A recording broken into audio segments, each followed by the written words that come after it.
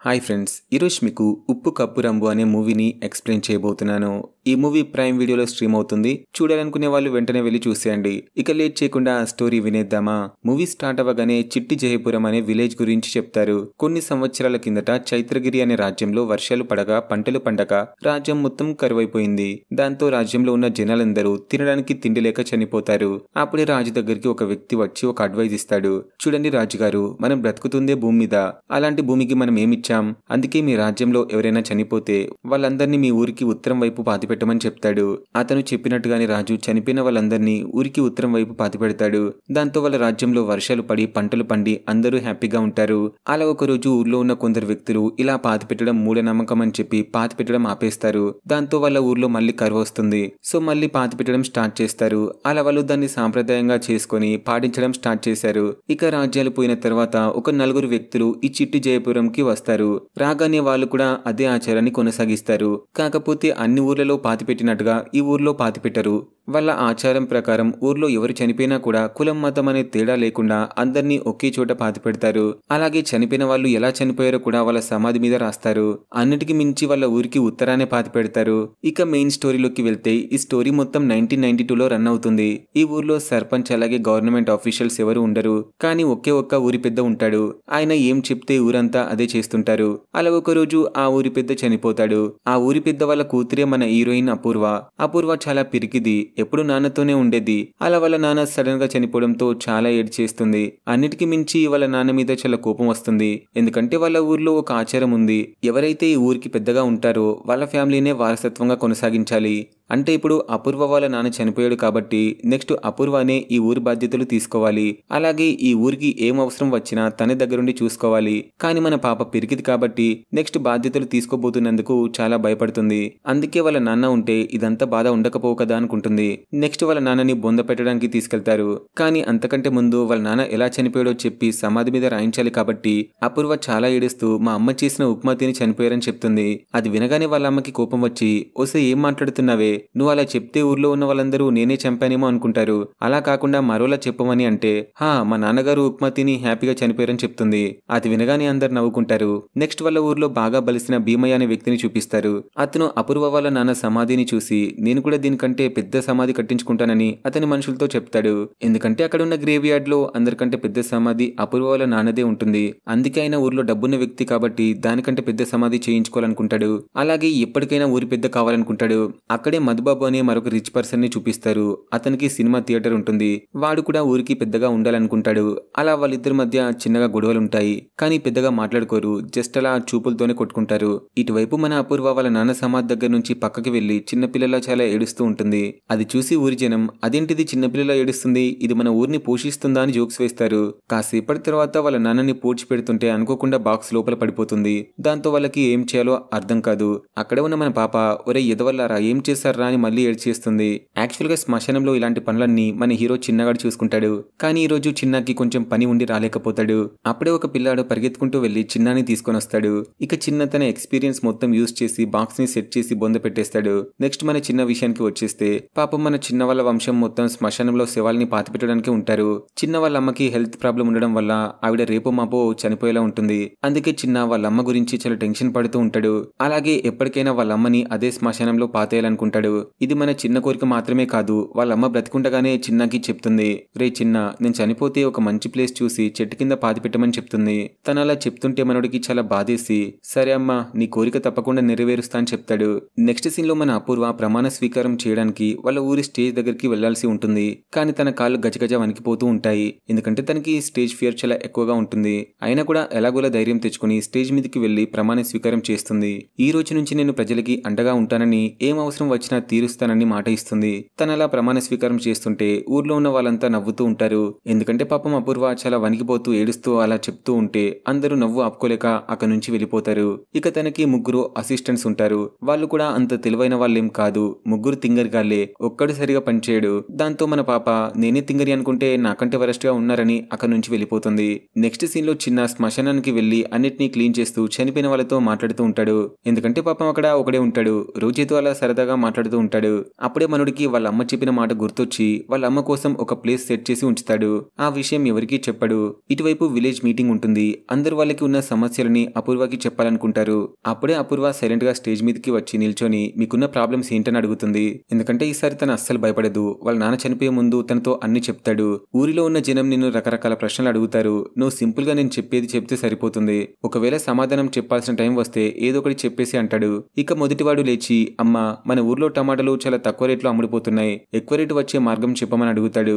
అప్పుడు తనకి వాళ్ళ నాన్న చెప్పింది గుర్తొచ్చి చూడండి ఇరాన్ ఇరాక్ రెండు వేరువేరు దేశాలు కొట్టుకుంటున్నాయి. అందువల్ల మన టమాటాలకి ధర తగ్గిపోయింది. ఎప్పుడైతే ఆ రెండు దేశాలు కొట్టుకోవడం ఆపేస్తాయో అప్పుడే మనకి ధర పెరుగుతుందని చెప్తుంది. తను చెప్పింది వినగానే అందరూ నమ్మేస్తారు. నెక్స్ట్ మరొకటి లేచి అమ్మా మన ఊర్లో చాలా వర్షం పడడం వల్ల దోమలు చాలా ఎక్కువగా ఉన్నాయని చెప్తాడు. అది వినగానే తనకి ఏం చెప్పాలో అర్థం కాక మళ్ళీ అబద్ధం చెప్తూ అయ్యో దోమలున్నాయని భయపడకండి. ఢిల్లీలో దీని గురించి రీసెర్చ్ జరుగుతుంది. దాని తర్వాత వాళ్ళు ఒక సిరం తయారు చేసి పంపిస్తారు. అది మురికి నీటిలో వేస్తే దోమలు చచ్చిపోతాయని చెప్తుంది. అపూర్వ అలా చెప్తుంటే ఊర్లో ఉన్న వాళ్ళందరూ తనకి చప్పట్లు కొడతారు. దాంతో తనకి స్టేజ్ ఫియర్ పోయి కాన్ఫిడెన్స్ పెరుగుతుంది. ఇక అక్కడే ఉన్న భీమయ్య అలాగే మధుబాబు తన్ని విచిత్రంగా క్వశ్చన్స్ అడుగుతూ ఉంటారు. తను కూడా అందరికి దిమ్మ తిరిగిపోయేలా సమాధానం ఇస్తూ ఉంటుంది. ఇక వాళ్ళు అడిగి అడిగి అలసిపోతారు. తను చెప్పి చెప్పి అలసిపోతుంది. నెక్స్ట్ మన చిన్న లేచి మేడం అందరి సమస్యలు తీరుస్తున్నారు. మన ఊరికి ఇప్పుడు పెద్ద సమస్య వచ్చి పడింది. మన శ్మశానంలో డెడ్ బాడీస్ ని పాతిపెట్టడానికి 4 ప్లేసెస్ మాత్రమే మిగిలి ఉన్నాయి. మిగతా అంతా కూడా సమాధులతో నిండిపోయిందని చెప్తాడు.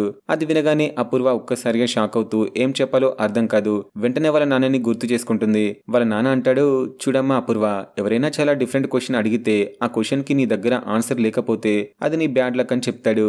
ఇప్పుడు మన చిన్న అలాంటి క్వశ్చన్ అడిగాడు కాబట్టి తను నవ్వుకుంటూ శ్మశానంలో సమస్య వస్తే నేనేం చేయాలి అని చెప్తుంది. దాంతో మధుబాబుకి కోపం వచ్చి ఓ అమ్మాయి అదేంటి అలా అంటున్నావు? అది కూడా ఊరి సమస్యే కదా. నువ్వే ఏదో ఒకటి చెప్పాలంటే సరే సరే దాని గురించి ఆలోచిస్తాను. కానీ నాకు 2-3 రోజులు టైం కావాలి అని చెప్పి ఫాస్ట్ గా ఇంటికి వెళ్లి చాలా ఏడుస్తూ వాళ్ళ నాన్నని మస్తు తిట్టుకుంటుంది.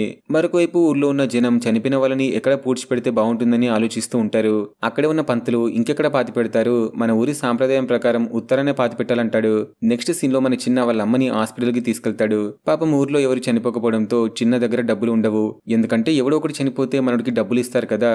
సో రీసెంట్ గా ఎవరు చనిపోకపోవడంతో మనోడి దగ్గర డబ్బులుండవు. వాళ్ళ అమ్మేమో చాలా విసిగిస్తూ ఉంటుంది. ఒరే నాన్న నా పరిస్థితి చూస్తే నేను పోయేలా ఉన్నాను. నన్ను మాత్రం ఇదే ఊర్లో పూడ్చిపెట్టమని అడుగుతుంది. కానీ చిన్న ఏం చెప్పకుండా ఇంటికి వెళ్ళిపోతాడు. మరొకవైపు మన అపూర్వ తన అసిస్టెంట్స్ తో కలిసి సమాధానం కోసం వెతుకుతూ ఉంటుంది. కానీ చెప్పాను కదా ఒక్కొక్కడు ఒక్కొక్క రకంగా ఉంటాడని. సో తనకి ఎవరు కూడా హెల్ప్ చేయరు. వెంటనే తను ఊర్లో ఉన్న మరొక ప్లేస్ లో శ్మశానం పెట్టిద్దాం అనుకుంటుంది. కానీ ఎవరు కూడా తనకి ప్లేస్ ఇవ్వడానికి ఒప్పుకోరు. సో మనం చనిపోయిన వాళ్ళని వేరే ఊర్లో పాతి పెడదామని చెప్తుంది. అది వినగానే ముసలోళ్ళు ముగ్గురు చాలా కంగారు పడిపోతూ మేడం అలా అంటారేంటి? మీరు ఇచ్చిన మాట వెనక్కి తీసుకోండి. అలా అనకూడదు. ఇది మన ఊరి ఆచారం. ఇక్కడ పుట్టినవాడు ఇక్కడే చనిపోతే ఇదే ఊర్లో పాతేయాలి. ఇక్కడ తప్ప ఇంకెక్కడ పాతేయకూడదు. ఒకవేళ అలా చేస్తే చాలా గొడవలు అయిపోతాయని చెప్తారు. సో వాళ్ళు అలా చెప్పగానే తనకి చాలా భయం వేసి వెంటనే చిన్న దగ్గరికి వెళ్లి ఏదైనా సొల్యూషన్ దొరుకుతుందేమో అని చూస్తుంది. మన చిన్న ఫస్ట్ తనకి ఒక పాత కుర్చీ వేసి కూర్చోమని చెప్తాడు. ఎందుకంటే వాళ్ళ ఇంటికి ఎవరు రారు. ఫస్ట్ టైం వాళ్ళ ఇంటికి ఊరి పెద్ద వస్తుంది కదా, కొంచెం మర్యాదలు చేస్తారు. ఇక తను వచ్చిన విషయం మాట్లాడుతూ ఊర్లో 5 ప్లేసెస్ మాత్రమే ఖాళీగా ఉన్నాయి కదా అంటే లేదు మేడం 5 కాదు 4 మాత్రమే ఖాళీగా ఉన్నాయి. నేనే చూసి చెప్తున్నాను కదా. అయినా ఇప్పుడే టెన్షన్ పడకండి మేడం. ఇంకా మన ఊర్లో 4 చచ్చిపోవాలి. అప్పటి వరకు మనకు టైం ఉందని చెప్తాడు. అవునా అయితే ఒక పని చేయి. నువ్వు ఊర్లోకి వెళ్లి చనిపోయే వాళ్ళ లిస్ట్ తయారు చేయి. అలాగే చనిపోవడానికి రెడీగా ఉన్న వాళ్ళ పేర్లు కూడా తయారు చేసి తీసుకొచ్చి నాకు ఇవ్వమని చెప్తుంది. నెక్స్ట్ డే మార్నింగ్ చిన్న అతని ఫ్రెండ్స్ తో కలిసి వెళ్లి ఊర్లో ఎవరెవరు పైకి పోవడానికి రెడీగా ఉన్నారో వాళ్ళందరి లిస్ట్ రెడీ చేస్తాడు. చివరికి వాళ్ళ అమ్మ పేరు కూడా రాస్తాడు. కాకపోతే తన పేరు అందరికంటే టాప్ లో పెట్టి ఆ లిస్ట్ తీసుకెళ్లి అపూర్వకి ఇచ్చేస్తాడు. వెంటనే అపూర్వ మళ్ళీ మీటింగ్ పెట్టి ఊర్లో ఉన్న వాళ్ళందరికీ చెప్తూ మీరేం టెన్షన్ పడకండి. ఇంకా 4 ప్లేసెస్ మాత్రమే ఖాళీగా ఉన్నాయి. అయినా మరో 2 సంవత్సరాల వరకు ఈ ఊర్లో ఎవరు చనిపోరు. సో ఈ లోపు మనం వేరే పరిష్కారం ఆలోచిద్దామని చెప్తుంది. ఇదంతా వింటున్న మధుబాబు చూడండి అపూర్వ గారు మరి ఈ 4 ప్లేసెస్ ని ఎవరెవరికి ఇస్తారని అడిగితే అదేంటండి అలా అడుగుతారు, ముందు ఎవరు చనిపోతారో వాళ్ళకే ఇస్తాం కదా అంటే అయినా కూడా మధుబాబు వినిపించుకోడు. మా నాన్నకి ఒక ప్లేస్ కేటాయించాలి. ఎందుకంటే ఈ ఊర్లో మా నాన్న విఐపి లెక్క బతికాడు. ఆయనకి జస్ట్ ఒక ప్లేస్ కేటాయించలేరా, అందుకే ఇవ్వండి అని అడిగితే తను కూడా ఇవ్వడానికి ఒప్పుకుంటుంది. అది చూసి భీమయ్య నాకు కూడా ఒక ప్లేస్ ఇవ్వండి, ఎందుకంటే నేను కూడా ఈ ఊర్లో పెద్ద మనిషినే, మా వంశం ఇక్కడే పుట్టింది, ఆ శ్మశానానికి ప్లేస్ ఇచ్చింది కూడా మా వంశం వాళ్ళే, సో నేను ఎప్పుడు చనిపోతానో నాకు కూడా తెలియదు కాబట్టి నాకు కూడా ఒక ప్లేస్ కావాలని అడుగుతాడు. అలా అందరు అడుగుతుంటే తనకి చాలా కోపం వచ్చేసి ఎవరికి ఇవ్వాలో అర్థం కాక చిన్న దగ్గరికి వెళ్లి చెప్తుంది. అప్పుడు చిన్న మా అమ్మగారికి కూడా ఒక ప్లేస్ కావాలని అడుగుతాడు. ఎందుకంటే మీరు నాకు హెల్ప్ చేస్తానని చిన్నప్పుడే మాట ఇచ్చారు, యాక్చువల్ గా మన ఇద్దరం ఒకటే స్కూల్లో చదువుకున్నాం, అప్పుడు నేను నీకు డ్రాయింగ్ వేసి ఇచ్చాను, సో నేను నీకు డ్రాయింగ్ వేసి ఇచ్చినందుకు నువ్వు నాకు హెల్ప్ చేస్తానని చెప్పావు, ఆ హెల్ప్ ఏదో ఇప్పుడు చేయొచ్చు కదా అని అడిగితే ఏమో చూద్దాంలే గాని నువ్వు నాకు ఫ్రెండ్ అయితే మరి ఇంకా చదువుకోలేదా, ఎందుకు ఆపేశావు అని అడిగితే అవును మేడం, మా నాన్నగారు చనిపోవడంతో చిన్నప్పుడే చదువు మానేసి అదే శ్మశాన వాటికలో ఉంటున్నానని చెప్తాడు. దాంతో తనకి చాలా బాధేసి ఎలాగైనా వాడికి ఒక ప్లేస్ ఇప్పిద్దాం అనుకుంటుంది. నెక్స్ట్ తను ఒక ప్లాన్ వేసి ఆ శ్మశానంలో 4 ప్లేసెస్ మాత్రమే ఖాళీగా ఉన్నాయి కాబట్టి 8 మంది పేర్లు రాసి లక్కీ డ్రా నిర్వహిస్తుంది. సో అందులో నుంచి 4 చీటీలు బయటకు తీసి ఎవరి పేరు వస్తే వాళ్ళకి ఇద్దాం అనుకుంటుంది. వెంటనే స్టేజ్ మీదకి వెళ్లి 4 పేర్లు చదువుతుంది. అందులో 2 ముసలి వాళ్ళు ఉంటారు, అలాగే మధుబాబు వాళ్ళ నాన్న పేరు వస్తుంది, అలాగే చివరగా భీమయ్య పేరు కూడా వస్తుంది. కానీ తను భీమయ్య పేరు చెప్పకుండా చిన్న వాళ్ళ అమ్మ పేరు చెప్తుంది. అది వినగానే వాళ్ళ అమ్మ చాలా ఖుషి అవుతుంది. ఇక మధుబాబు వాళ్ళ నాన్నకి ఒక ప్లేస్ వచ్చింది కాబట్టి మధుబాబు చాలా ఖుషి అవుతూ ఊర్లో అందరికి పార్టీ ఇస్తాడు. అదే పార్టీలో ఒక తాగుబోతోడు అందరు తాగే డ్రింక్ లో చెప్పులు వేస్తాడు, అలాగే వింత వింతగా ఏదో కలుపుతాడు. దాంతో ఆ డ్రింక్ తాగి 4 వ్యక్తులు చనిపోతారు. మరొక వైపు అపూర్వ 4 రోజుల నుంచి నిద్ర లేదని హ్యాపీగా పడుకుంటుంది. అప్పుడే ఊర్లో ఉన్న వాళ్ళందరూ వచ్చి అపూర్వాని లేపి వాళ్ళు చనిపోయిన విషయం చెప్తారు. వాళ్ళని చూడగానే అపూర్వ షాక్ అవుతుంది, ఎందుకంటే కరెక్ట్ 4 చనిపోయారు కాబట్టి. ఇక మన మధుబాబు ఏమో వచ్చిన ప్లేస్ పోగొట్టుకున్నందుకు చాలా బాధగా కూర్చొని ఉంటాడు. అక్కడే చిన్న వాళ్ళ ఫ్రెండ్ చనిపోయిన వాళ్ళని చూసి మస్తు ఖుషి అవుతూ ఉంటాడు, ఎందుకంటే చాలా డేస్ తర్వాత వాళ్ళ ఊర్లో మనుషులు చనిపోతారు కదా, వాళ్ళు చనిపోతేనే వీళ్ళకి డబ్బులు వస్తాయి. సో అందరూ వాళ్ళని చూసి ఏడుస్తా ఉంటే వీడు మాత్రం చాలా హ్యాపీగా ఉంటాడు. అప్పుడే అక్కడికి భీమయ్య వచ్చి మధుబాబు పరిస్థితి చూసి చాలా నవ్వుకొని రే మధుబాబు, నిన్న నైట్ పార్టీలో అందరికి ఏం పెట్టావురా, అలా చనిపోయారని అడిగితే మనడు ఏం మాట్లాడకుండా ప్లేస్ పోయినందుకు చాలా బాధపడుతూ ఉంటాడు. నెక్స్ట్ చనిపోయిన వాళ్ళని పాతి పెడుతూ ఉండగా ఊర్లో వాళ్ళు చాలా ఏడుస్తారు. మన అపూర్వకి ఏం చేయాలో అర్థం కాదు, అలాగే మనడు మీద కోపం వస్తుంది, ఎందుకంటే వాడే చెప్పాడు కదా 4 ఒకేసారి పోరు కదా అని. సో ఈ 4 ఒకేసారి చనిపోవడంతో ఊరి జనం తన మీద పడిపోతారేమో అని భయమేస్తుంది. నెక్స్ట్ ఊర్లో ఉన్న వాళ్ళు ఎవరు చావకూడదు, అందరు బ్రతికే ఉండాలని చెప్పి డప్పు చాటింపు వేపిస్తుంది. అదే రోజు నైట్ చిన్న వాళ్ళ అమ్మ గురించి చాలా ఆలోచిస్తూ ఉంటాడు. అప్పుడు వాళ్ళ అమ్మ మాట్లాడుతూ రే నాన్న, నేనేదో ఊరికే అన్నాను రాలాగా, నేను చనిపోతే అక్కడే పాతేయాల్సిన అవసరం లేదు, నువ్వు ఎక్కడ పాతేసినా నాకు ఓకే అని చెప్తుంది.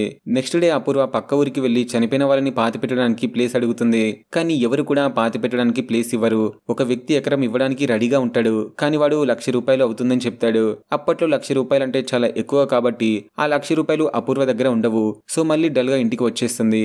అప్పుడే ఊర్లో ఉన్న వాళ్ళందరూ వచ్చి చూడమ్మా అపూర్వ, ఈ ఊర్లో 2 ప్రేమికులు చనిపోవడానికి సిద్ధంగా ఉన్నారు, వాళ్ళే గనక చనిపోతే ఈ ఊర్లో పోడ్చి పెట్టడానికి ప్లేస్ లేదు, ఇప్పుడు ఏం చేస్తారు, ఒక పని చేయండి, మీరు పదవికి రిజైన్ చేసేయండి అని చెప్తారు. దాంతో తనకి ఏం చేయాలో అర్థం కాక ఇంట్లోకి వెళ్లి చిన్న పిల్లలా ఏడుస్తూ ఉంటుంది. ఆ తర్వాత చాలా ఆలోచించి తన పదవికి రిజైన్ చేద్దాం అనుకుంటుంది. కానీ వాళ్ళ అమ్మ అస్సలు ఒప్పుకోదు. ఓసే పిచ్చి పిల్ల, నువ్వు ఇప్పుడు ఈ పదవిని వదులుకుంటే మనకే చాలా నష్టం, ఎందుకంటే ఇప్పుడు నీ పదవి నీ కొడుక్కి రావచ్చు, అలా మన వంశానికి చెందుతుంది, నువ్వు ఇప్పుడు వేరే వాళ్ళకి ఇచ్చేస్తే తరతరాల నుంచి వస్తున్న ఈ పదవికి బ్రేక్ పడుతుంది, అలాగే మన పరువు కూడా పోతుంది, అందుకే వద్దని చెప్తుంది. అలా వాళ్ళమ్మ చాలా ఫోర్స్ చేయడంతో రిజైన్ చేయకుండా ఉంటుంది. మరొక వైపు చిన్నని చూపిస్తారు. చిన్న వాళ్ళమ్మ కోసం ఒక ప్లేస్ దాచిపెట్టాడని తెలుసు కదా, ఇప్పుడు ఆ ప్లేస్ లో ఒక స్టోన్ తీసుకొచ్చి పెడతాడు. అప్పుడే అక్కడికి అపూర్వ వచ్చి రై ఈ స్టోన్ ఏంద్రా వింతగా ఉందని అడిగితే అదేం లేదు మేడం, ఈ స్టోన్ చాలా పాతది, అందుకే దీనికి పేరు కూడా లేదని చెప్తాడు. అవునా, అయితే ఈ సమాధి ఎవరిదో ఎవరికి తెలిసి ఉండదు అని చాలా హ్యాపీగా ఫీల్ అవుతుంది, ఎందుకంటే తను ఒక ప్లాన్ వేస్తుంది. అదే ప్లాన్ ని ఊరి వాళ్ళతో చెప్తూ చూడండి పాత సమాధులన్నింటినీ తీసి ఒక ప్లేస్ లో పూడ్చి పెడదాం, అప్పుడు మనకి చాలా ప్లేస్ దొరుకుతుందని చెప్తుంది. తను చెప్పిన దానికి అందరూ ఒప్పుకుంటారు. నెక్స్ట్ డే నుంచి పాత సమాధులన్నీ ఎక్కడెక్కడ ఉన్నాయో వెతుకుతారు. అదే రోజు నైట్ చిన్న ఆ స్టోన్ మీద ఏదో ఒక పేరు రాసి పెడతాడు. అప్పుడే అక్కడికి ఆ తాగుబోతుడు వచ్చి చిన్నాని చూసి దయ్యం అనుకుని కింద పడిపోతాడు. నెక్స్ట్ డే మార్నింగ్ 100 సంవత్సరాలకి పైగా ఉన్న సమాధుల డీటెయిల్స్ కలెక్ట్ చేసి అపూర్వకి తీసుకెళ్లిస్తారు. అందులో టోటల్ గా 59 సమాధులు ఉంటాయి. సో సమాధులన్నింటినీ తీసుకెళ్లి వేరే చోట పూడ్చి పెట్టమని చెప్తుంది. అలాగే సమస్య తీరిపోయింది కాబట్టి చాలా హ్యాపీగా ఉంటుంది. మరొక వైపు ఆ తాగుబోతుడు ఊర్లోకి వెళ్లి నేను నిన్న శ్మశానంలో దయ్యాన్ని చూశానని చెప్తాడు. అది వినగానే వాళ్ళ ఊర్లో ఉన్న పంతులు వెంటనే వాళ్ళ శాసనాల గ్రంథంలో సొల్యూషన్ వెతుకుతాడు. అప్పుడే వాడికి అది దయ్యం కాదు ఆత్మ అని అర్థమవుతుంది. వెంటనే ఆ సమాధులు తవ్వడం ఆపలేదంటే ఆత్మలకి చాలా కోపం వస్తుంది. మీ వంశానికి సంబంధించిన సమాధులు తవ్వితే ఆత్మలు వచ్చి మిమ్మల్ని ఇబ్బంది పెడతాయి, అలాగే తర్వాత ఏం జరుగుతుందో కూడా మనకి తెలియదు, అందుకే ముందే ఆపేద్దామని చెప్తాడు. మరొక వైపు అపూర్వ సమాధిని తవ్వడానికి రెడీగా ఉంటుంది. అప్పుడే ఒకడు పరిగెత్తుకుంటూ వచ్చి మేడం సమాధిని తవ్వకండి ఆపండి అని చెప్తాడు. ఆ తర్వాత వాళ్ళ వంశానికి చెందిన సమాధులన్నిటికీ ఒక్కొక్కరు ఒక్కొక్క కలర్ వేసుకుంటారు. అలాగే చిన్న కూడా వాళ్ళ అమ్మ సమాధికి ఎవరు చూడక ముందు రంగేసి వెళ్ళిపోతాడు. ఇదే విషయం ఊర్లో వాళ్ళకి తెలిసి ఎవడో ఫేక్ సమాధి ఊర్లో పెట్టి ఆటలాడుతున్నాడని తెలుస్తుంది. నిజం తెలుసుకున్న అపూర్వకి చిన్న మీద డౌట్ వచ్చి వాన్ని ఇంటికి పిలిపించి, రే చిన్న, నిజం చెప్పురా, ఆ సమాధి నువ్వే పెట్టి అబద్ధం ఆడుతున్నావు కదా అని అడిగితే, లేదండి, ఆ సమాధికి నాకు ఎలాంటి సంబంధం లేదని చెప్తాడు. దాంతో తనకి బాధేసి, రే చిన్న, ఆ రోజు లక్కీ డ్రాలో మీ అమ్మ పేరు రాలేదురా, భీమయ్య పేరు వచ్చింది. కానీ నేనే ఆయన పేరు చెప్పకుండా మీ అమ్మ పేరు చెప్పాను. ఆ రోజు నా గురించి ఆలోచించకుండా మీ అమ్మ గురించి ఆలోచించి ఆ నిర్ణయం తీసుకున్నాను. ఇప్పుడైనా నా గురించి ఆలోచించు, ఆ ఫేక్ సమాధిని నువ్వే పెట్టావా అని అడిగితే, అవును నేనే పెట్టానని ఒప్పుకుంటాడు. సో తనకి కొంచెం కోపం వచ్చి ఆ సమాధిని తీసేసి ఆ ప్లేస్ ని ఖాళీగా ఉంచమని చెప్తుంది.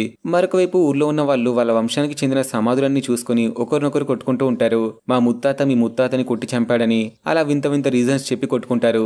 అలాగే భీమయ్య కూడా వాళ్ళ వంశానికి చెందిన సమాధులన్నీ చెక్ చేస్తాడు. అప్పుడే వాడికి ఒక విషయం తెలుస్తుంది. యాక్చువల్ గా భీమయ్య వంశం వాళ్ళు ఊరి పెద్ద పొజిషన్ ని అపూర్వ ఫ్యామిలీకి ఇస్తారు. కానీ అపూర్వ వాళ్ళు మళ్ళీ ఆ పొజిషన్ ని భీమయ్య వాళ్ళ ఫ్యామిలీకి ఇవ్వకుండా వాళ్ళే కంటిన్యూ చేస్తారు. ఇక ఇప్పుడు సమాధుల వల్ల భీమయ్యకి ఆ విషయం తెలియడంతో మనడు ఊరి పెద్దగా తయారయ్యి శ్మశానానికి వెళ్తాడు.